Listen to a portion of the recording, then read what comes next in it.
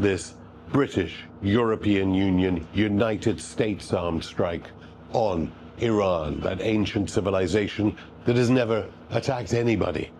So why? What is the justification? All that we heard in the past 24 hours preceding the attack was that the IAEA, overseeing the civil nuclear program of Iran, had condemned Iran just after Iran had obtained papers showing that the UN IAEA itself was corrupted by Israeli spies, by Mossad.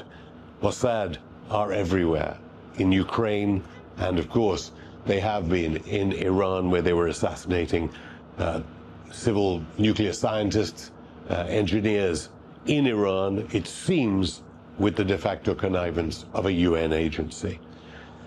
Now we have to wait for Iran's response, but certainly the GCC countries will be urging restraint, will be urging peace, and obviously it may be even too late for that, but that depends now on the Iranian government.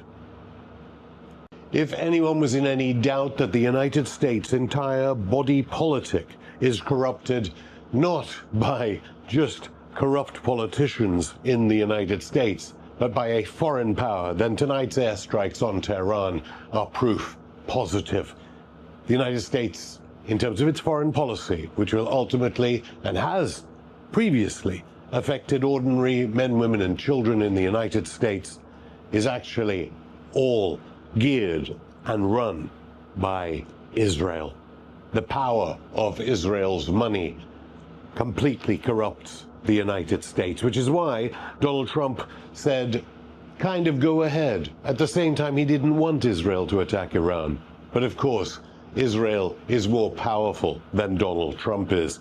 So when Mike Huckabee, a Christian Zionist who believes that one day, at the day of judgment, all Jews will go to hell except those who believe in Jesus Christ, when he said, I'm monitoring this overnight, it's the middle of the night in his embassy that was moved, of course, by Trump's previous administration, everyone had to realize that those who wanted peace had failed in the United States. Tulsi Gabbard, the director of national intelligence, signaling at Hiroshima that there were forces trying to gear the world to war, and nuclear annihilation was the only power that she had to be able to exert. Even as director of national intelligence, overseeing intelligence briefings to Donald Trump, it meant nothing.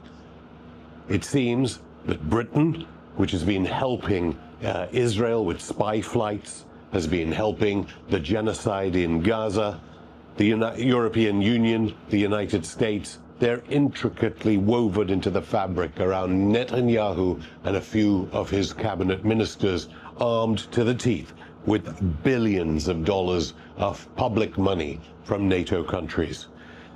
Of course, this raises the specter of retaliation, and there's no doubt that those who see themselves as resistance forces for the Palestinians, except for a few exceptions, have failed to protect the people of Gaza.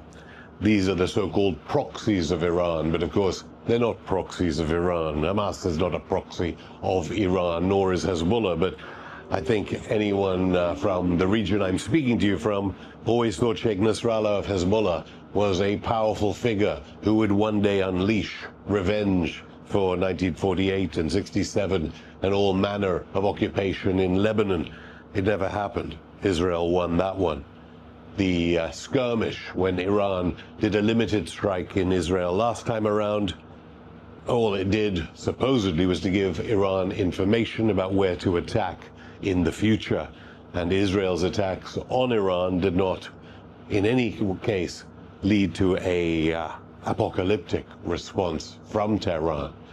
But Iran has been telling the world any attack on Tehran, on Tabriz, on places in Iran will result in the closure of the Straits of Hormuz and key shipping lanes upon which the whole global economy works. Immediately there was an impact on cryptocurrency and some of the extended hours trading share prices as financiers began to understand the implications of